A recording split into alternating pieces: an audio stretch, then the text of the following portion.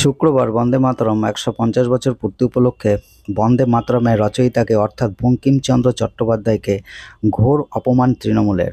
বিরোধী দলনেতা শুভেন্দু অধিকারী শুক্রবার বন্দে মাতরমের রচয়িতা বঙ্কিমচন্দ্র চট্টোপাধ্যায়কে মাল্যদানে শ্রদ্ধা জানাতে গিয়ে দেখেন গেটে তালা লাগানো, এবং যেহেতু শুভেন্দু অধিকারী ওই রাস্তা দিয়ে যাবেন তাই রাস্তাটা পুরো ঘুরে রাখা হয়েছিল।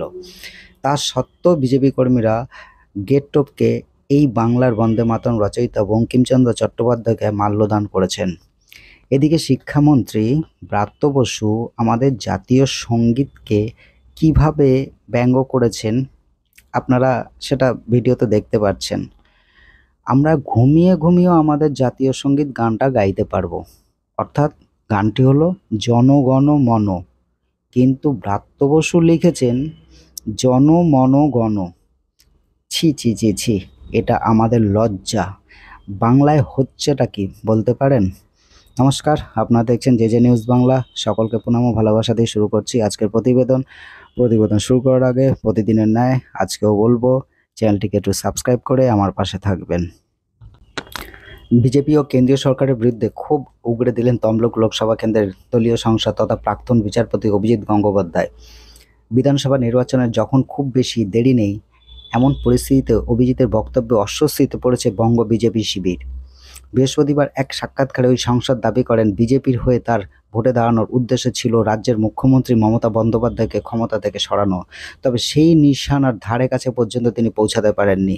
এর দায় কেন্দ্রীয় সরকারের বলেই দাবি করেছেন অভিজিৎ। সেই সঙ্গে এদিন তার নিশানা ছিল কেন্দ্রীয় এজেন্সি থেকে নির্বাচন কমিশন। অভিজিতের কথায় উঠে এসছে বাংলার আবেগকে বিজেপির বুঝতে না পারার প্রসঙ্গ।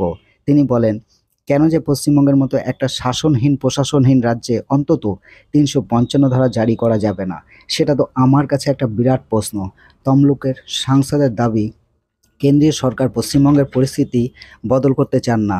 অভিজিৎ মনে করেন রাজ্যে পালাবদল করতে হলে পুলিশকে কেন্দ্রীয় সরকারের আয়ত্তায় নিয়ে এসে ভোট করাতে হবে, তাহলেই তৃণমূল ভোট দিতে যাওয়ার সময় কাউকে বাধা দিতে পারবে না বা কোনো রকম অশান্তি তৈরি করতে পারবে না।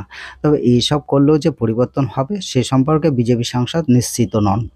তিনি বলেছেন, তারপর যদি তৃণমূল আসে সেটা আসবে। বাংলায় অবাঙালি বিজেপি নেতৃত্বের দাপট নিয়েও অসন্তুষ্ট প্রাক্তন বিচারপতি।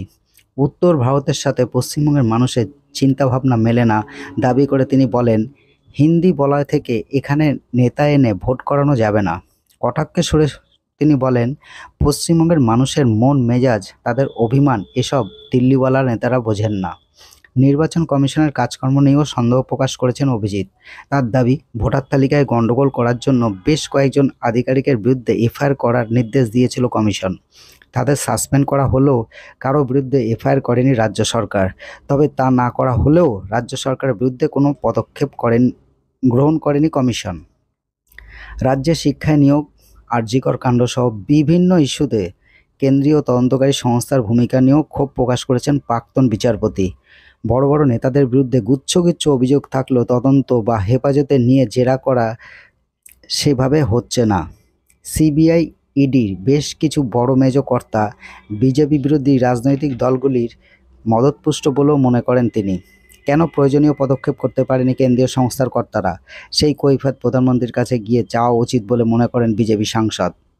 বিজেপির পক্ষে তৃণমূলকে সরানো সম্ভব নয়, নাকি বিজেপি তৃণমূলকে সরাতে চায় না, এই প্রশ্নের প্রেক্ষিতে অভিজিতের জবাব, বিজেপি সরাতে চায় কি চায় না এটা অনেক গভীর প্রশ্ন, সেই প্রশ্নে আজ যাব না। তার তাৎপর্যপূর্ণ মন্তব্য, কিছুদিন বাদে হয়তো যাব। তমলুকের সাংসদের সাক্ষাৎকার সম্প্রচারিত হতেই অস্বস্তিতে পড়েছে বিজেপি শিবির। এই প্রসঙ্গে বিজেপি বিধায়ক শঙ্কর ঘোষ বলেন, যথাযোগ্য জায়গায় ওর মতগুলি বললে তা নিয়ে আলোচনা হবে।